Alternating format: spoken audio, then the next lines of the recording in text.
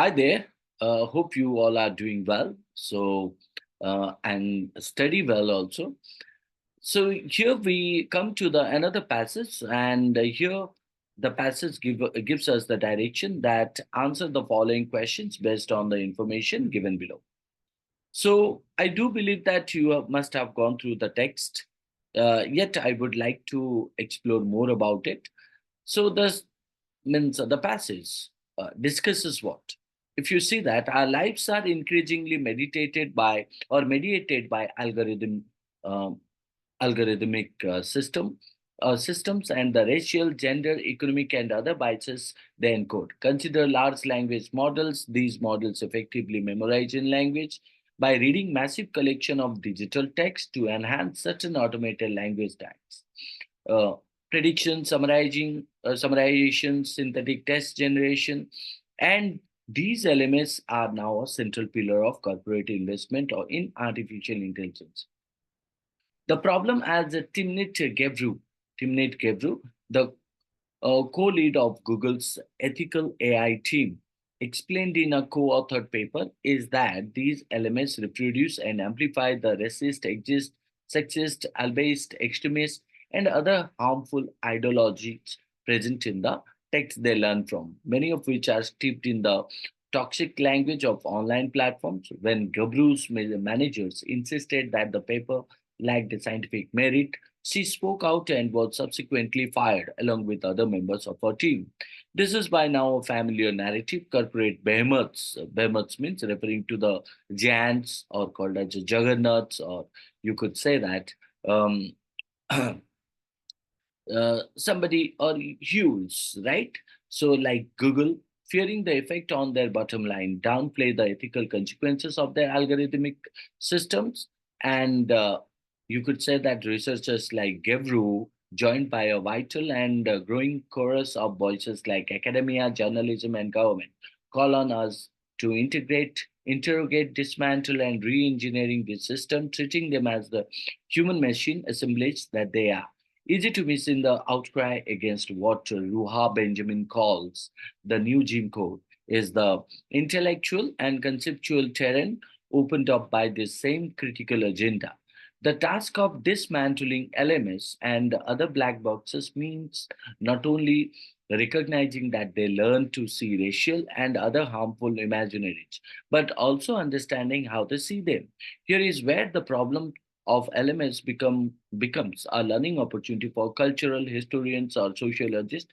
Scholars in these fields have long pursued theories and rich description of how racial and other discriminatory discourse operate in societies. If elements do reflect a collective racist imaginary, might historical and sociological theories help to understand how these models are seeing race? Conversely, what might these theories and descriptions learn from the new elements themselves?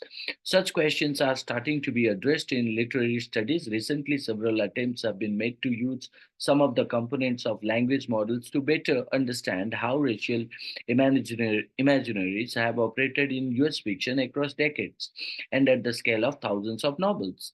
This is reflected in my own work on modern Japanese literature in the values in numbers. Reading Japanese literature in Global Information Age to 2021, I investigate how patterns of racial discourse manifest under conditions of empire, and I investigate how these patterns at another level relate to practices of literary characterization.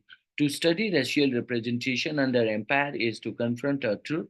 The social dynamics of race are best apprehended not by isolating individual racial groups, but rather in the space of interracial conflict itself. This conflict is embodied in Japan's imperial era, which stretches from the late 19th century to the early post war period. Throughout that time, Japanese people were simultaneously defining themselves in relation to imperialist Westerners and peoples subject to Japanese colonization, Koreans, Chinese, and various indigenous others. So, what does the passage actually discuss?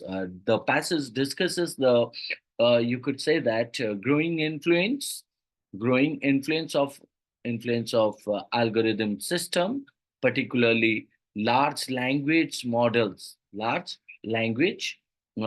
models, that is known as a LMS, right? So in various aspects of life. These elements, while efficient in language related to task, are also, you can say, prone, or we talk about danger, right, to encoding biases present in the text that they learn from, leading to reproducing harmful ideologies. The firing of, you can say, Timnit Gebru. So we could find out Timnit Gebru, so a prominent figure in the field, for speaking out against these biases, highlights the ethical dilemmas surrounding algorithmic systems. The passage also calls for a critical examinations, critical examination, and re-engineering of what, of these systems to address their harmful harmful consequences, emphasizing the need for interdisciplinary collaboration to understand and, you could say that, mitigate biases. It also explores the potential of cultural historians, sociologists, and literary scholars in studying racial representations, and you could say that uh, discriminatory discourses reflected in algorithmic algorithmic systems, isn't it? So that's what you would find out, the soft ideas pertain to this whole text. And if you talk about the main ideas, so the main ideas is the same. Algorithmic systems such as large language models play a significant role um, in various automated language tasks, but also encode biases present in the text they learn from. So we talk about the example of Timnit Gebru's firing from Google's ethical AI team sheds light on the ethical dilemmas surrounding algorithmic systems and corporate attitude towards addressing biases, isn't it?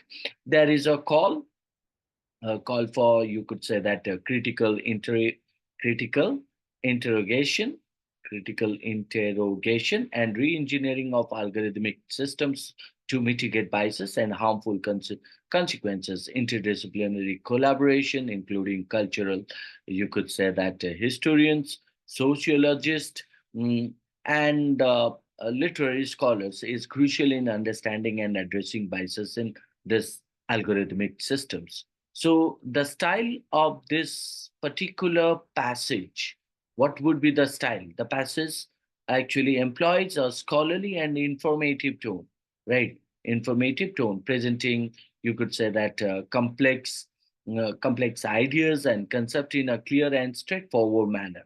It incorporates references to prominent figures like we will talk about Timnit Gebru. Um, Additionally, it adopts a narrative style, right? If you talk about that, it's a uh, kind of a narrative passage, you can say. Narrative style it adapts, presenting a sequence of events, you could say that, arguments, to build a coherent passages, right? Or coherent discussion, you can say, on the topic, so not the passage. So next is called as a tone. If you talk about the tone of the passage is what? Critical one. And critical, not only critical, but also urgent. Critical and urgent, conveying the importance of addressing biases in algorithmic systems and the ethical implication of their widespread use. Widespread use. It also reflects a sense of advocacy for interdisciplinary collaboration and critical engineering into the social impact of technology. So let's jump to the question. So, what does the question point out? What is the primary concern raised by Timnit Gebru regarding large language models in the passage? So, we talk about the problem as Timnit the Gebru, the co-lead of Google's ethical AI team. So, what is the primary concern raised by this man?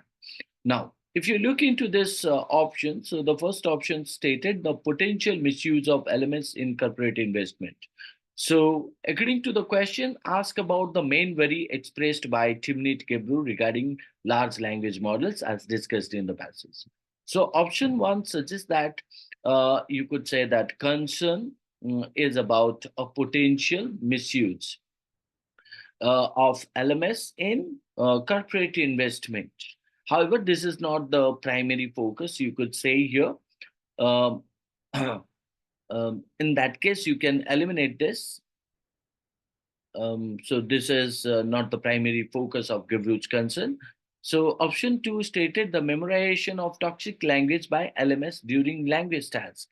So yes, this could be the correct one, because as far as it is given in the first paragraph itself, that correctly identifies the primary concern raised by Gavru, which is the memorization of by toxic language, toxic language toxic language task. Gavru highlights how elements reproduce and amplify harmful ideologies present in the text. They learn from including racism, sexism, and you talk about albeit and extremist, isn't it? Um, so that's why you consider that option two would be the most appropriate option, or more appropriate than option one. But look into the option three and four. Option three stated the lack of scientific merit in papers authored by the ethical AI team. So option three suggests that Gibru's concern is about the lack of scientific merits in papers authored by ethical AI team, which is not accurate actually. Where Gebruch's concern are centered around the biases encoded in LMS, not the scientific merit of specific papers. So hence three is eliminated too. So option four, the ethical consequences of algorithmic systems downplayed by corporate giants. So option four implies Gavru's concern is about the ethical consequences of algorithmic systems being downplayed by corporate giants, while this is related to the what? Broader context, isn't it? It is related to the broader context. It does not actually capture the specific concern raised by Gebru, right, regarding LMS. Therefore, the you can consider option four is also eliminated, because the most appropriate answer option we find out two, right? This one is indicating generic, or you can say that broader context. So hence you eliminate this option four. So one, three, four are eliminated. So the correct answer is option two, as it accurately reflects the primary concern expressed by Timnit Kabru in the passage. Hence the answer should be two. Right. Hope you understood this. That's all. Thank you. Let's move to the next question.